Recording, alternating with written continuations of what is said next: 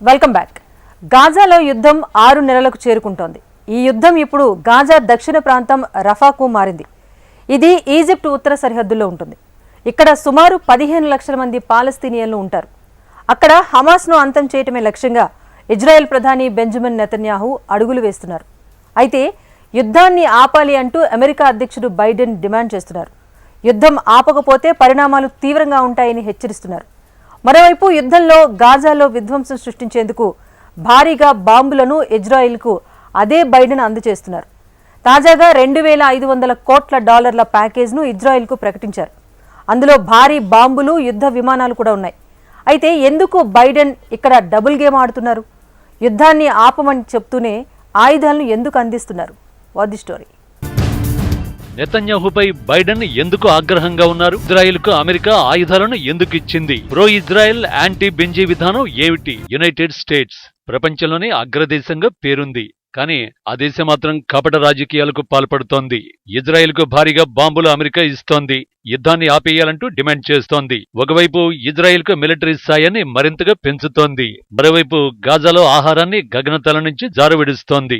ఆందోళనలు వ్యక్తం చేస్తూనే డబుల్ గేమ్ను అమెరికా ఆడుతోంది. దీంతో అమెరికన్ యూదులు, ముస్లింలు తమకు ఓటేస్తారని అధ్యక్షుడు బైడెన్ ఆశిస్తున్నారు. నెతన్యాహుతో బైడెన్ ఏమాత్రం సఖ్యతను పాటించడం లేదు. అంటే ఇరువురు నాయకుల మధ్య సత్సంబంధాలు లేవు. కానీ ఇజ్రాయెల్పై హమాస్ దాడి చేయడంతో నెతన్యాహుకు బైడెన్ మద్దతు తెలిపారు. యుద్ధం మరింత తీవ్రమైంది. గాజాలో మరణాల సంఖ్య 32,000కు పైగా పెరిగింది. మృతుల్లో ఎక్కువగా మహిళలు, చిన్నారులే ఉన్నారు. గాజా పరిణామాలతో పబ్లిక్ సెంటిమెంట్ మారిపోయింది. దీంతో ఇజ్రాయెల్పై యునైటెడ్ స్టేట్స్ ఒత్తిడి చేయడం ప్రారంభించింది. గత కొన్ని వారాలుగా బహిరంగంగా విభేదించడంతో పాటు బైడెన్ ఇజ్రాయెల్ని మందలిస్తున్నారు. కొన్నిసార్లు బైడెన్ అవమానించేలా వ్యాఖ్యలు చేశారు. ఇజ్రాయెల్ విషయంలో బైడెన్ గీసిన రెడ్ లైన్లను కూడా ధిక్కరిస్తానని నెతన్యాహు తేల్చి చెప్పారు. దీంతో అమెరికా, ఇజ్రాయెల్ విడిపోయినట్లేనని అందరూ భావించారు. కానీ ఇప్పుడు వారు సర్దుకుపోతున్నట్టు కనిపిస్తోంది. ఇజ్రాయెల్కు వాషింగ్టన్ మరిన్ని ఆయుధాలు పంపుతోంది. తాజాగా $2,500 కోట్ల విలువైన ఆయుధాలను, మిలిటరీ సహాయాన్ని అందించినట్టు నివేదికలు చెబుతున్నాయి. అందులో చాలా వరకు బాంబులున్నట్టు తెలుస్తోంది. కీలకమైన 900 కిలోల బాంబులు కూడా అమెరికా ఇచ్చినట్టు తెలుస్తోంది. యుద్ధంలో 900 కిలోల బాంబును ఇజ్రాయెల్ వినియోగించింది. ఈ బాంబు దాడి చేస్తే 1000 అడుగుల మేర నష్టం వాటిల్లుతుంది. ఇలాంటి బాంబుల్ని ఇజ్రాయెల్కు అమెరికా ఎక్కువగా పంపుతోంది. అంతేకాదు మరిన్ని యుద్ధ విమానాలను కూడా వాషింగ్టన్ పంపుతోంది. అమెరికా నుంచి అత్యధికంగా సాయం పొందుతున్న దేశాల్లో ఇజ్రాయెల్ టాప్ లో నిలిచింది. ఏటా $400 కోట్ల సాయాన్ని అమెరికా నుంచి ఇజ్రాయెల్ పొందుతోంది. అందులో ప్రధానంగా మిలిటరీ సాయమే ఎక్కువగా ఉంటుంది. కానీ యుద్ధం మొదలైన తర్వాత ఆ సాయం మరింతగా పెరిగింది. భారీగా డబ్బు, ఆయుధాలను ఇజ్రాయెల్కు అమెరికా అందిస్తోంది. అదే సమయంలో గాజాలో కాల్పుల విరమణ చేపట్టాలంటూ బైడెన్ సర్కార్ ఒత్తిడి చేస్తోంది. ఈ విషయంలో వాషింగ్టన్ తీరుపై పాలస్తీనా అథారిటీ ఆగ్రహాన్ని వ్యక్తం చేస్తోంది. అదే సమయంలో యునైటెడ్ స్టేట్స్లోనూ బైడెన్ తీరుపై విమర్శలు వెల్లువెత్తుతున్నాయి. అందులో మొదటి స్థానంలో డెమోక్రటిక్ పార్టీ ఉంది. ఇది బైడెన్ సొంత పార్టీ. 75% మంది డెమోక్రాట్లు ఇజ్రాయెల్ యుద్ధాన్ని వ్యతిరేకిస్తున్నారు. ఇజ్రాయెల్కి అందించే సాయానికి కూడా ఆంక్షలు విధించాలని వారు డిమాండ్ చేస్తున్నారు. అనంతరం అమెరికాలోని అరబ్ కమ్యూనిటీ బైడెన్ కపట రాజకీయాలపై మండిపడుతున్నారు. డెమోక్రటిక్ ప్రైమరీలో వేలాది మంది నిబద్ధత లేకుండా ఓటేస్తున్నారు. కానీ వారంతా అధ్యక్ష ఎన్నికల్లో బైడెన్ కు ఓటేయకపోవచ్చు. నిజానికి Arab community Democrats vote bank. So ఇప్పుడు బైడెన్ చట్టసభ్యులతో పాటు ఓటర్స్ ని కూడా కోల్పోతున్నారు.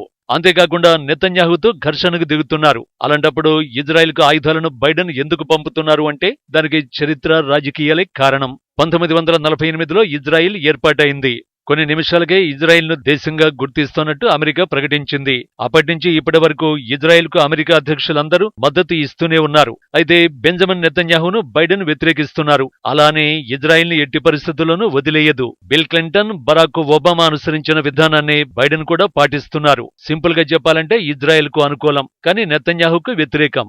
ఇజ్రాయెల్కు మిలిటరీ సాయం పంపడానికి రెండో కారణం యుద్ధం విస్తరిస్తుందేమోనన్న ఆందోళన. ప్రధానంగా హిజ్బుల్లా, ఇరాన్ వివాదంలోకి ఎంట్రీ ఇస్తాయేమోనన్న అంశాలు అమెరికాను టెన్షన్ పెడుతున్నాయి. ఒకవేళ అదే జరిగితే ఇజ్రాయెల్ పూర్తిగా విధ్వంసం కావడం ఖాయం.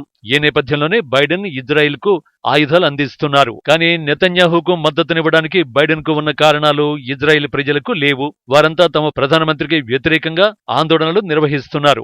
2 రోజుల క్రితం వేలాది మంది ఇజ్రాయేలీయులు వీధుల్లోకి వచ్చి నిరసన తెలిపారు. నెతన్యాహు రాజీనామా చేయాలంటూ నినదించారు. తాజాగా ఇజ్రాయెల్ ప్రజలు మేల్కొన్నారని ఆందోళనకారులు వెల్లడించారు. అక్టోబర్ 7న ఘోరమైన దాడి 6 నెలలకు చేరుకుందని, తమ దేశానికి కొత్త నాయకత్వం కావాలని వారు డిమాండ్ చేస్తున్నారు. బందీలను విడిపించేందుకు తమకు కొత్త నాయకత్వం అవసరం అంటున్నారు. నెతన్యాహు ప్రభుత్వాన్ని పొడిగించేందుకు ఇజ్రాయెల్ ఏమాత్రం అంగీకరించదని ఆందోళనకారులు స్పష్టం చేశారు. నిజానికి యుద్ధానికి ముందు కూడా ఇజ్రాయెల్లో నిరసనలు వెల్లువెత్తాయి. వేలాది మంది ప్రజలు రోడ్లపైకి వచ్చి అప్పటి న్యాయ సంస్కరణలకు వ్యతిరేకంగా ఆందోళనలు నిర్వహించారు. అయితే అక్టోబర్ 7న ఇజ్రాయెల్పై హమాస్ రాకెట్లతో దాడికి దిగడంతో ఈ ఆందోళనలు ఆగిపోయాయి. అప్పటి నుంచి ఇజ్రాయెల్ యుద్ధానికి దిగింది. ప్రజలంతా ఏకమయ్యారు. కానీ ఇప్పుడు ఇజ్రాయేలీయుల్లో సహనం నశిస్తోంది. అయితే రాజీనామా చేసేందుకు నెతన్యాహు మాత్రం అంగీకరించడం లేదు. ముందస్తు ఎన్నికలు నిర్వహించడానికి ఆయన ఏమాత్రం సుముఖంగా లేరు.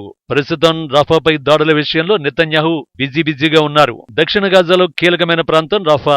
ఇది ఈజిప్టు ఉత్తర సరిహద్దుల్లో ఉంది. గాజాలో సురక్షిత ప్రాంతం ఏదైనా ఉంది అంటే అది రఫానే. నిజానికి ఉత్తర గాజా ప్రాంతాల నుంచి పాలస్తీనియన్లు పారిపోయి రఫా ప్రాంతానికి చేరుకున్నారు.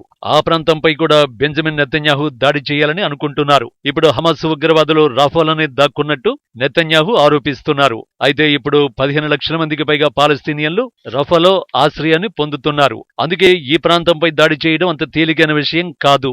ఇప్పటికే ఇజ్రాయెల్ యుద్ధంతో 32,000 మందికి పైగా మరణించారు. ఇక రఫాపై దాడి చేస్తే ఎంతమంది చనిపోతారన్నది తెలియడం లేదు. ఈ నేపథ్యంలోనే ఇజ్రాయెల్పై అమెరికా ఒత్తిడిని తీవ్రతరం చేస్తోంది. రెడ్ లైన్స్ దాటొద్దంటూ వాషింగ్టన్ ఒత్తిడి తెస్తోంది. సింపుల్ గా చెప్పాలంటే ఇటు స్వదేశంలోనూ ప్రజల నుంచి తీవ్ర ఒత్తిడిని ఎదుర్కొంటున్న నెతన్యాహు అటు అమెరికా నుంచి కూడా బెదిరింపులను చవిచూస్తున్నారు. అంటే దేశీయంగా అంతర్జాతీయంగా బెంజమిన్ మద్దతు కోల్పోతున్నాడు. బైడెన్ మాత్రం అన్ని రకాల ప్లాన్లు వేస్తున్నారు. నెతన్యాహు మాత్రం రఫా విషయంలో వెనకడుగు వేసేది లేదంటూ తేల్చి చెబుతున్నారు. ఈ విషయంలో ఎవరి పంతం నెగ్గుతుంది? బైడెన్దా లేక నెతన్యాహుదా లేక ఇజ్రాయెల్ ప్రజలదా అన్నది తేలాల్సి ఉంది. 2023 అక్టోబర్ 7న ఇజ్రాయెల్పై హమాస్ ఉగ్రవాదులు వేలాది రాకెట్లతో దాడి చేశారు. ఈ దాడికి ప్రతీకారంగా ఇజ్రాయెల్ యుద్ధాన్ని ప్రకటించింది. హమాస్ను అంతం చేసే వరకు యుద్ధాన్ని ఆపేది లేదంటూ ఇజ్రాయెల్ ప్రధాని నెతన్యాహు భీష్మించారు. నాటి నుంచి గాజాపై భీకర దాడులు చేస్తున్నారు. హమాస్ దాడుల్లో ఇజ్రాయెల్కి చెందిన 1500 మంది మేర మృతి చెందారు. కానీ ఇజ్రాయెల్ చేపట్టిన యుద్ధంలో మాత్రం 32,000 మందికి పైగా మరణించారు. ఈ యుద్ధం తాజాగా 6 నెలలకు చేరుకుంటోంది. ఇక్కడితో యుద్ధం ఆగుతుందా లేక సిరియా లెబనాన్ వరకు విస్తరిస్తుందా అన్న ఆందోళనల్ని తాజా పరిణామాలు బలపరుస్తున్నాయి.